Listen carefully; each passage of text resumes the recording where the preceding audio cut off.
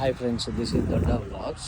మీకు ఇందాక మనకి షార్ట్ వీడియోస్ వచ్చాయి కదా, ఇప్పుడు ఫుల్ అసలు ఈ A to Z ప్రాసెస్ మనం ఎట్లా నారుమడి చేసుకుంటాము, ఎట్లా నారు వచ్చింది, ఏ విధంగా ప్రిపేర్ చేసుకుంటారని మీకు షార్ట్ వీడియోలో చూస్తే ఇందాక ట్రాక్టరు తిరుగుతుంది కదా, అది మనం నారు పోసుకోవడానికి ఇనిషియల్ స్టేజ్ అనమాట.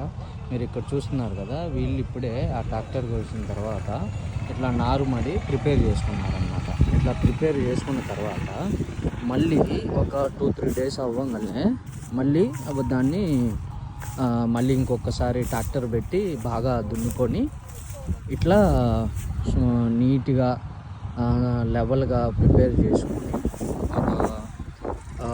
మార్నింగ్ చేసుకుంటే ఈవినింగ్ అట్లా సన్ బాగున్నప్పుడు దాన్ని బాగా చల్లుకొని ఇట్లా నీట్గా సదరంగా అన్ని లెవెల్స్లో ఉన్నట్టుగా పెట్టుకుంటే మీకు లెవెల్ ఎందుకని ఉండాలంటే, మీకు లెవెల్ ఉంటే ఏంటంటే ఈ చల్లిన విత్తనాలు మీరు ఏవైతే ఉన్నాయో చూసారా, అవి గుంతలో పడకుండా కుళ్ళిపోకుండా ఉంటాయి అన్నమాట.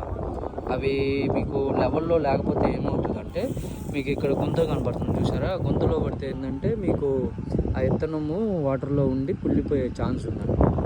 అప్పుడు ఏంటంటే మీకు మన ప్యాడీకి సంబంధించిన గెడ్డ అనేది మనకి ప్రాపర్గా రాదు. అప్పుడు ఏమైందంటే మనం నాటు వేయాల్సిన ఏవైతే మనం అనుకున్న లెక్క ఉంటుంది కదండి, అది ప్రాపర్గా రాదు. అప్పుడు మనం మళ్ళీ వేరే చోట తెచ్చుకోవాలి మనీ పెట్టుకొని అనమాట. సో అందుకని మనం ఏం చేస్తామంటే ఇట్లా ప్రాపర్గా లెవెల్గా చేసుకొని బాగా 2-3 డేస్ నానబెట్టిన వడ్లను తెచ్చుకొని ఇట్లా చల్లుకుంటాను అనమాట.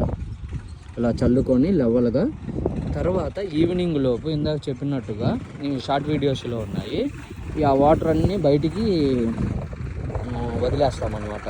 అప్పుడు ఏంటంటే మీకు అక్కడ ఉన్న వాటర్ మొత్తం ఇదిగోండి ఇక్కడ చూశారు కదా, ఇట్లా చుట్టూరు ఒక చిన్న లైన్ లాగా చేసుకొని దాంట్లో ఉన్న వాటర్ని ఈ లైన్ ద్వారా ఈ మెయిన్ కాలువకి వచ్చి బయటికి వెళ్ళిపోతాయి. అప్పుడు ఏమైందంటే మీకు ఈ మళ్ళీ ఉన్న వాటర్ మొత్తం బయటికి వచ్చేసి ఇట్లా డ్రైగా అయిపోయింది.